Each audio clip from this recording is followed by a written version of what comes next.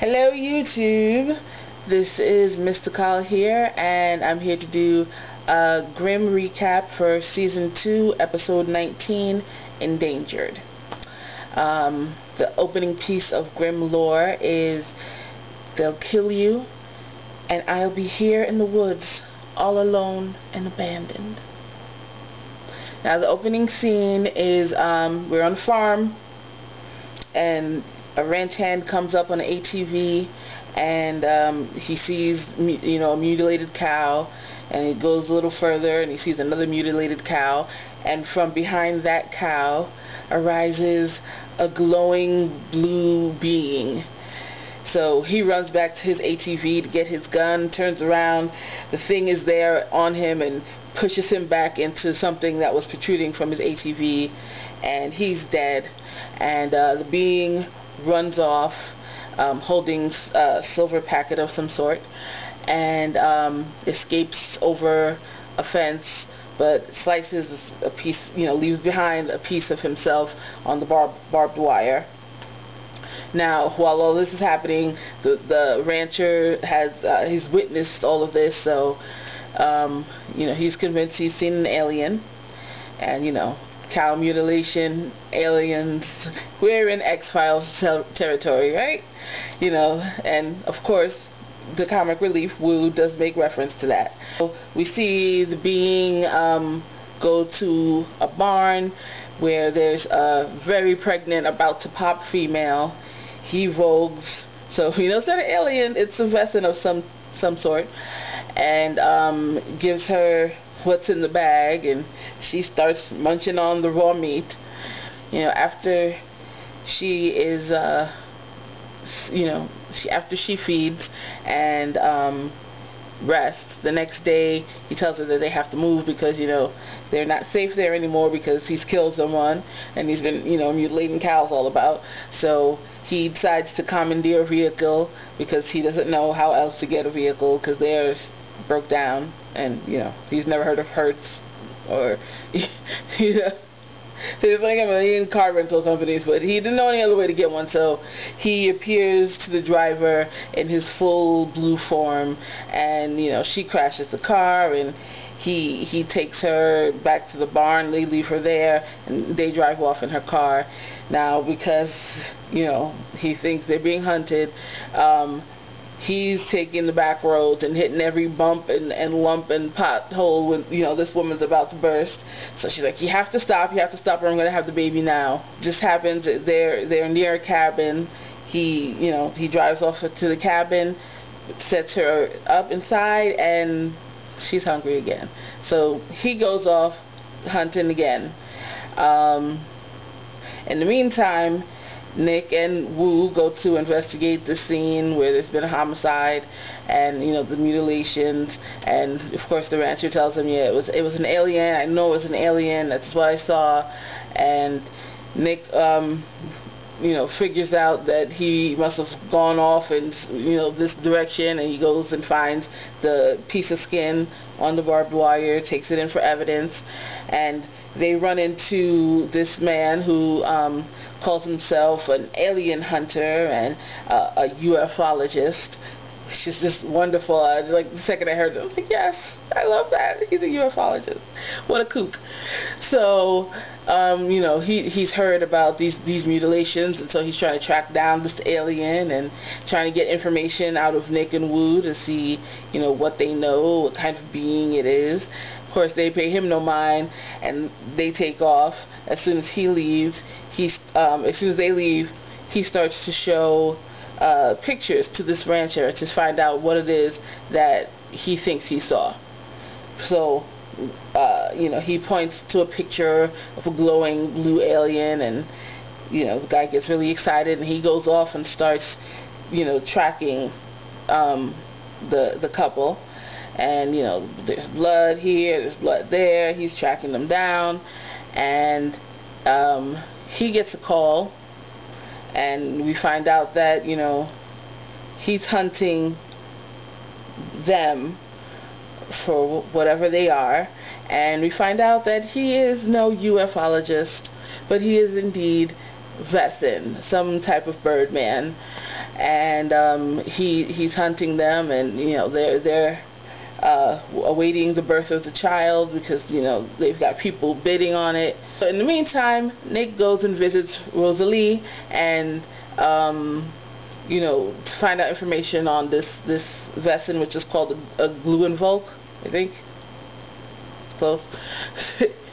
And they find out that it's kind of like the unicorn of the Wesen world. Like, the children grew up thinking they were magical beings, and they had been hunted to extinction for their skins because of their luminescent quality, and they tend to glow when they're in stressful situations, like a fight or flight type of thing.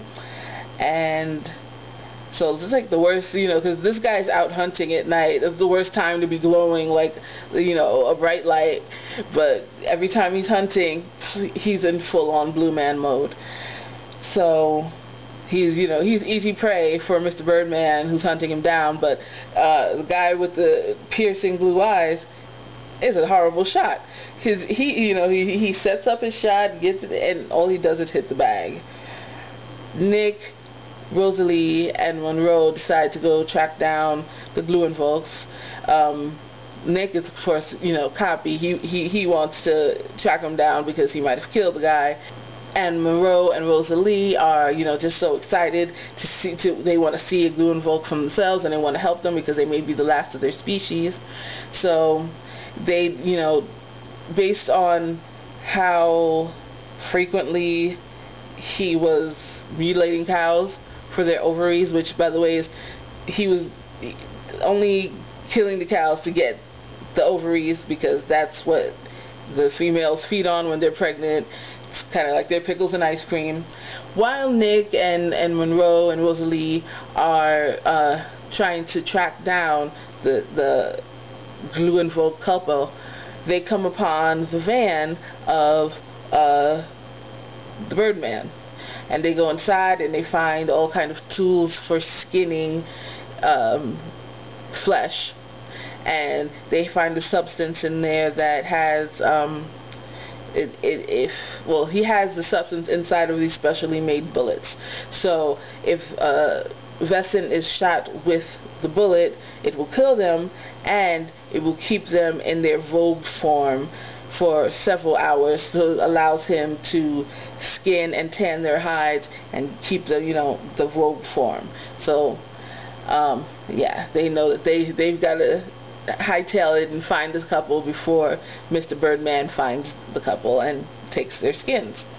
Based on how frequently he killed the cows for the ovaries and the trajectory of where they were going, they are able to track them down and where they came from to where they went, and they find the cabin, and she's there by herself, and because she recognizes the Grimm, she vogues, and she's so scared that he's going to kill her and her baby that she goes into labor.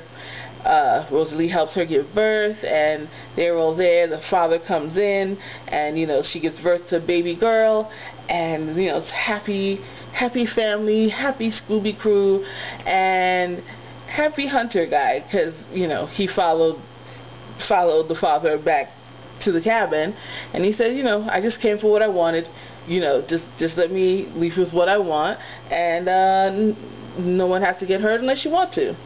And of course, they're not having that. The father vogues into his reptilian, glowing form. Monroe vogues into his wolfy form. He's very cocky because he has his gun, and he tells Monroe, don't even try it. And then Rosalie, she vogues, and she's like, well, what am I worth? And he's like, oh yeah, a lot more than a blue vod. And while he's distracted, Monroe charges him, knocks him through the wall into another room. He knocks Monroe upside the head and goes back into the room to, go handle his business. But Nick has his gun, and Nick, it was such a little badass. I love when Nick gets all badass Grimm on it. So he shoots the guy, and he dies in his vogue form and things like that. they wind up sending off the couple in his truck or van, whatever that was, and tell them they're going to Alaska because there's a few of their kind up there. And Nick leaves the Birdman's body and calls in a SWAT team so that they can see him in his rogue form, because he's got that substance in him that makes him stay that way for a few hours. And I guess that's to close the case on the alien abductions and alien this and the alien that, because they think, oh, we found our alien. But of course, before they're able to do anything to the body, he changes back. So who's gonna believe him? But anyway, so that was our baddie of the week. One cute little scene of Monroe and Rosalie. They were trying to have a little date night, and he's talking about how his parents wanted to come and visit, but he can't let them visit because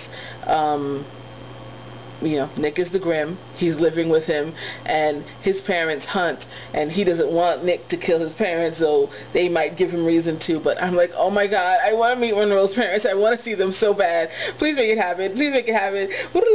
Like, let it happen. Let it happen.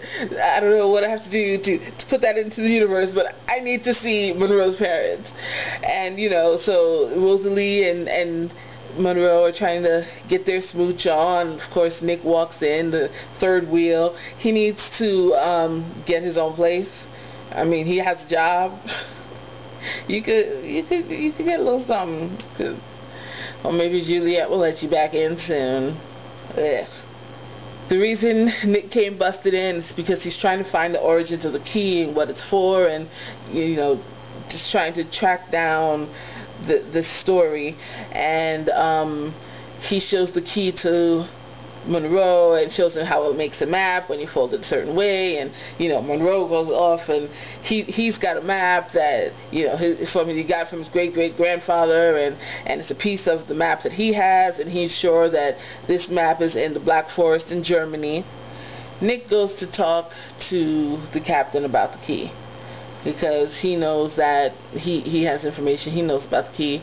So the story of the key is that in the 13th century, during the Crusades, there were 7 Grimms that were working for the royal families, and they were sacking and bringing back what goods and booty they found to the royals. And they came across something that was so powerful that they couldn't trust the royals to have possession of it. So they locked it away somewhere, created the 7 keys, and each key is a piece of a map to where they hid this powerful thing. Now there's legends about what the powerful thing is, and the captain says it could be a secret of alchemy, and the secret of everlasting life, Muhammad's sword, which is supposed to be very powerful, the nails from Jesus Christ, the nails that nailed them onto the cross, and pieces of the cross itself, which are also supposed to be powerful. No one actually knows, no one living knows what's in there, but one of the 7 Grimms was tortured, and that's how the royal family found out about the keys and whatever is stored there. So they've been searching for the keys for hundreds of years. The royals have 4 keys.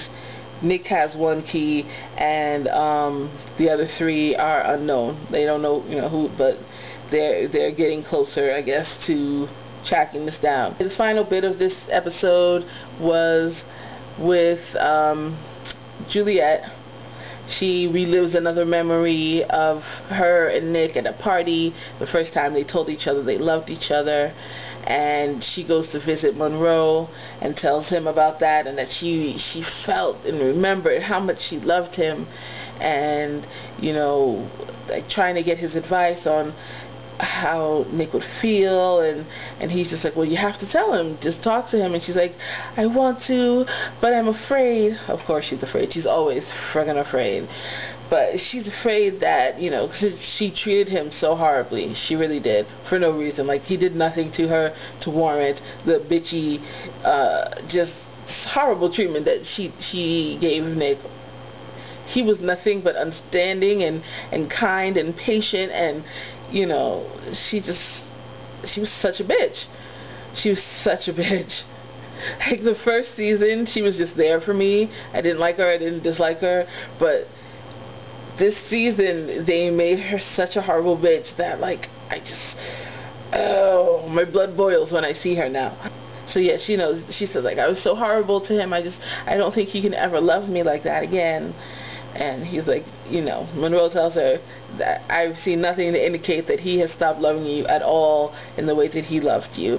And, you know, just, you have to talk to him. She's like, well, no, just don't tell him I said anything. I'll tell him when I'm ready. And she asks him what a Grimm is. So she's getting her memories back from the night that, you know, she went into the coma. And Monroe says, a Grimm is someone who can see into the heart of darkness and see things that other people can't see. And she has a memory of Nick saying that to her on that night as well. And she's like, oh, well, what are you trying to tell me? And he's just like, well, I'm just trying to tell you Nick is different. I can't wait till she gets the memory back of Monroe voguing on her ass. She'll be scared of him too. She'll be so scared. Anyway, that's it for this episode of Grimm. If you have any comments, be sure to leave them below. And, you know, thumbs up, subscribe, whatever it is. And thank you for watching. See you next time. Bye.